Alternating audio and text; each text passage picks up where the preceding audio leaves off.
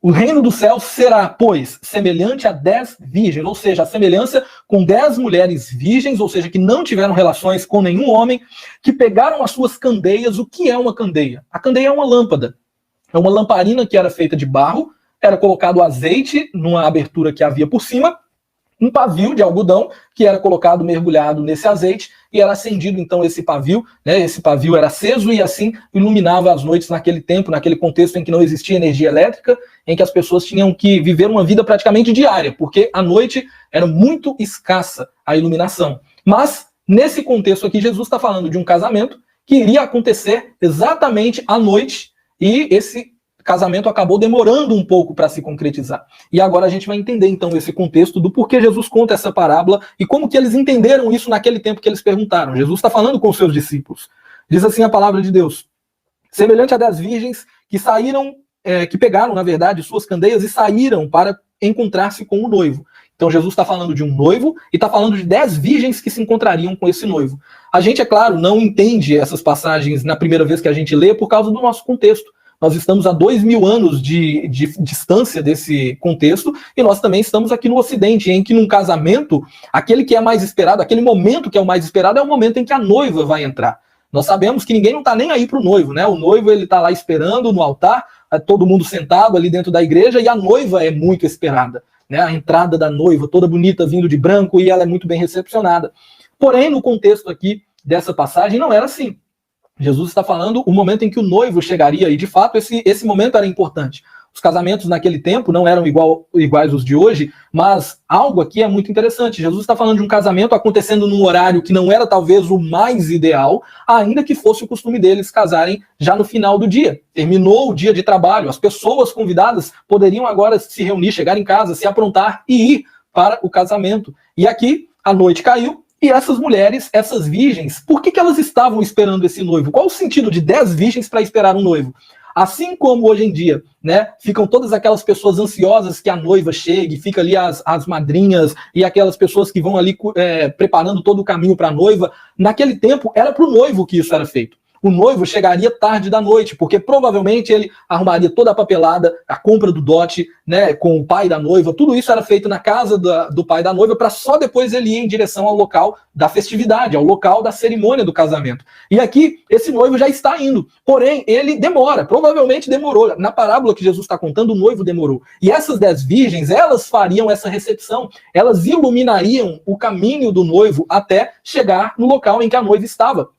Era uma tarefa de muita honra para essas mulheres. Todas elas poderem estar ali iluminando por onde o noivo passasse até chegar naquele local, elas estariam ali iluminando o caminho para ele, para que ele pudesse ser conduzido para esse casamento. Porém, Jesus vai falar que essas virgens, essas mulheres que foram privilegiadas para esse momento, nem todas elas levaram esse momento a sério como deveriam levar. Olha só o que o texto diz.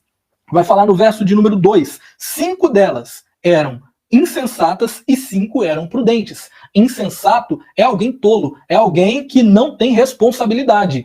Prudente já é o oposto, é alguém responsável, é alguém que está atento àquilo que está fazendo. E o texto já deixa claro, todas elas eram virgens, porém 5 eram insensatas, imprudentes, eram tolas, 5 eram prudentes. Pois bem, o texto continua no verso 3.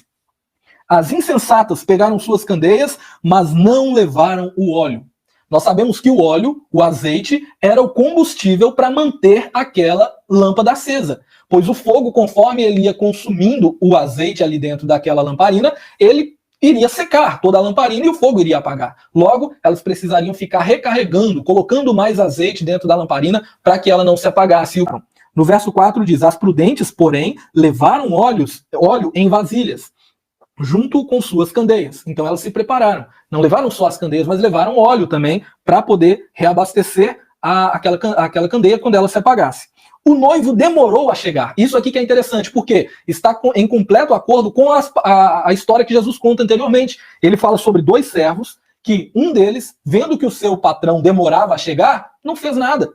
Ou seja, o patrão demorando a voltar, aí ele foi lá e não fez o que deveria fazer, o patrão chegou e pegou ele de surpresa. O contexto é o mesmo. Jesus vai falar, olha só, as insensatas não levaram. As sensatas, as prudentes, levaram azeite. E o noivo demorou a chegar. E todas ficaram com sono e adormeceram. Todas elas adormeceram. A Bíblia fala que todas essas virgens, elas dormiram, elas pegaram no sono, não aguentaram ficar acordadas todo esse tempo. E olha só quando é que o noivo vai chegar. A noite ela já caía ali por volta das 6 da tarde. E olha só o que acontece no verso de número 6. À meia-noite, ou seja, na metade da noite, ouviu-se um grito. O noivo se aproxima, saiam para encontrá-lo. Então todas elas agora têm que despertar, porque houve um grito. Meia-noite, todas elas já estavam dormindo. Pessoas que não tinham o costume de ficar acordadas até tarde, e algo aconteceu que aparentemente fez com que o noivo demorasse e pegou todas elas de surpresa. Porém, 5 delas haviam levado a reserva de azeite. E essas agora estão abastecendo as suas candeias para essa chegada do noivo, para iluminar o caminho do noivo, porque elas foram chamadas para isso, e é um momento ímpar para cada uma delas. Elas estão sendo privilegiadas em poder fazer isso. E o texto vai dizer então no verso 7, então todas as virgens acordaram e prepararam suas candeias. Todas elas acordaram, todas elas prepararam as candeias. As insensatas disseram às prudentes, dê-nos um pouco do seu óleo, pois as nossas candeias estão se apagando. Ou seja, todas elas ainda tinham óleo na candeia. Todas elas ainda estavam com as candeias acesas. Só que tem um detalhe. Algumas delas estavam se apagando, porque não haviam levado o azeite, não haviam levado algo reserva para poder manter a candeia acesa. E o verso 9 fala, elas responderam, não, pois pode ser que não haja o suficiente para nós e para vocês. Vão comprar óleo para vocês. Agora, as prudentes são prudentes até esse momento. Porque quando a gente olha para essa passagem, a gente imagina, mas que mulheres ruins, por que elas não fizeram o seguinte? Por que elas não dividiram? Elas não dividiram não é porque elas eram ruins. Elas não dividiram pelo fato de ser mais importante iluminar o caminho do noivo do que dividir com quem era imprudente. Porque pior seria se elas dividissem e no meio da caminhada até o local do casamento, todas elas se apagassem e o noivo agora ficasse pelo caminho. O casamento agora não acontecesse pela imprudência delas de estarem com as candeias apagadas num local extremamente escuro. Então não foi imprudência e nem foi maldade delas, foi exatamente por elas serem prudentes que elas tomaram a decisão correta em não emprestar daquele azeite, em não dividir daquele azeite, para que o caminho do noivo pudesse ser iluminado. E o texto continua e diz o seguinte, elas, no verso de número 9 ainda fala, vão comprar óleo para vocês, ou seja, elas orientam as outras ainda, não podemos dividir, vão comprar. Quem é que vai encontrar óleo à meia-noite numa região daquela? Mas mesmo assim elas foram. O verso 10 fala, e saindo elas para comprar o óleo, chegou o noivo. As virgens que estavam preparadas entraram com ele para o banquete nupcial e a porta foi fechada. É isso que Jesus está querendo mostrar para eles. Assim que o noivo voltar, assim que o noivo chegar, quando esse casamento de fato for acontecer, uma porta vai ser fechada.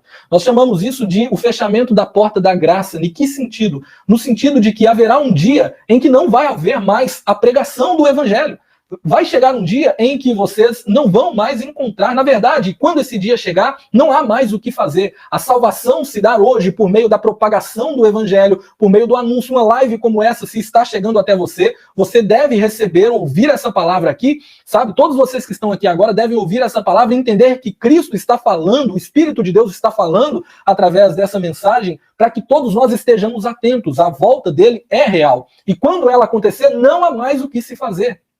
Vai chegar um momento em que a porta vai ser fechada. E quem tiver entrado vai ser levado. E quem não tiver entrado não vai ser. Assim como no tempo de Noé. Na hora que Noé fecha a porta da arca, não tem mais o que fazer. Ele pregou, ele anunciou. Somente Noé, os animais e sua família entraram para a arca e mais ninguém. E no momento em que a porta foi fechada, o dilúvio veio e acabou com todos os demais. Jesus está mostrando, assim como foi no tempo de Noé, vai acontecer de novo. Pessoas talvez olham para uma live como essa e debocham, e acham que não vale nada, acham que a gente está fazendo isso simplesmente por fazer. Mas não, assim como Noé, estamos nós aqui anunciando, a volta de Jesus é real. Como você tem reagido a isso? Será que você tem sido como o servo da parábola anterior, que tem levado as coisas, a sua vida de qualquer jeito, achando, olha, Jesus está voltando, eu estou ouvindo isso aí já tem anos, então eu vou viver a minha vida, eu vou seguir a minha vida profana, no pecado, no erro, na mentira, na lascívia, no engano, porque eu vou ter tempo ainda de me arrepender.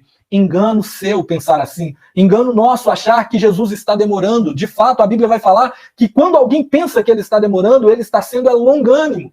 Ele está prolongando com a sua paciência e misericórdia esse momento para que mais pessoas se salvem. E essa pregação chegar até você nessa noite é uma forma de Jesus mais uma vez te alertar e te chamar, dizer: filho, filha, ainda está aberta a porta. Prepare a sua candeia nesse sentido para que você entre para essa festa, porque vai acontecer o momento da chegada do noivo.